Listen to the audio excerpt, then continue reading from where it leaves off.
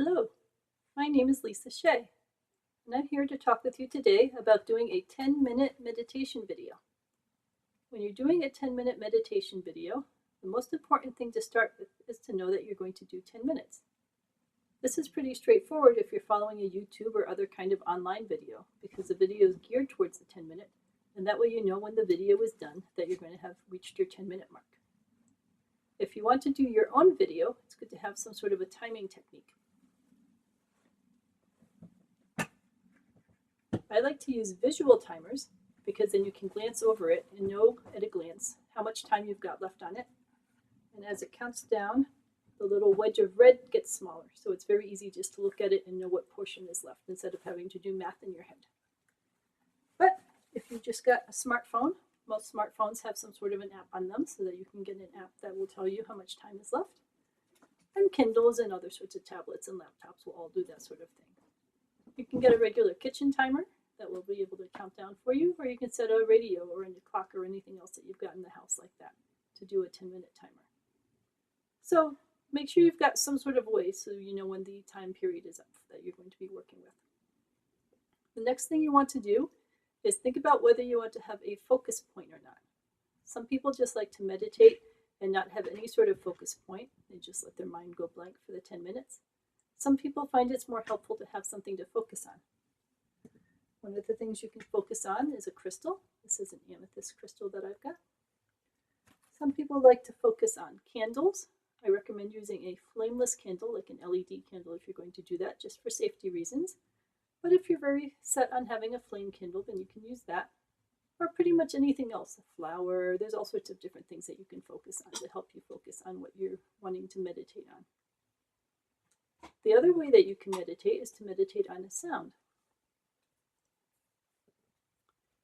So, for example, you can have something like this, and you can hit it.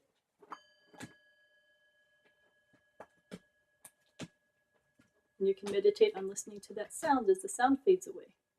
You can also use a sound to start your meditation period or to end your meditation period to help set your intention and to bring your mind more into focus. The way that you sit or stand or lay down when you meditate is completely up to you. You don't have to sit in a certain position. It could easily be that your knee joints are in great pain and that there's no way for you to sit in certain positions. So you need to be aware of your own body and what your body has challenges with, and then find a position that works well for you. So a lot of people do sit during meditation, and that's certainly okay. If you choose to sit, it'd be a good idea to get some sort of a cushion. This is the cushion that I use. That makes it more comfortable. You don't need to get a special kind of cushion. You can sit on a pillow. You can sit on a chair. You can lay down in a bed if you want. The reason some people don't lay down is that they tend to fall asleep and then you're not really meditating, you're sleeping.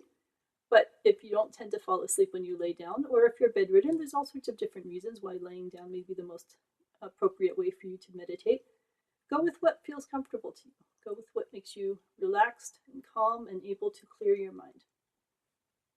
So those are the important parts. Now you could say that it should be quiet and it should be low light and all that kind of thing, but some of those just aren't practical. What if the only time you have available to meditate is on a subway ride home and you have to stand and it's very noisy and there's people all around and it's very loud and there's lights flashing and so on? So that's what you've got to work with. So then you figure out how to meditate in that situation. And if you're training to meditate in a noisy subway, then it will be super easy when you try to meditate somewhere that's quiet and not so distracting.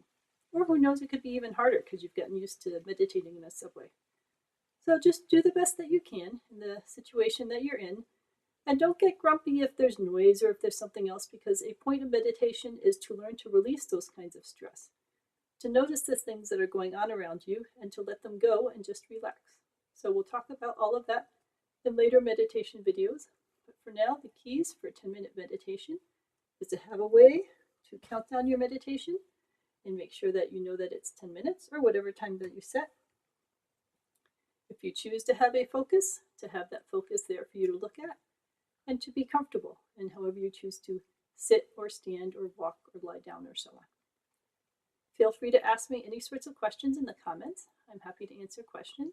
And please subscribe so that you can get information on my other videos. And I have a bunch of free meditation books on Amazon, so you can take a look for those. And Smashwords and iTunes and all the other sites. Have a great day, and I look forward to hearing from you soon.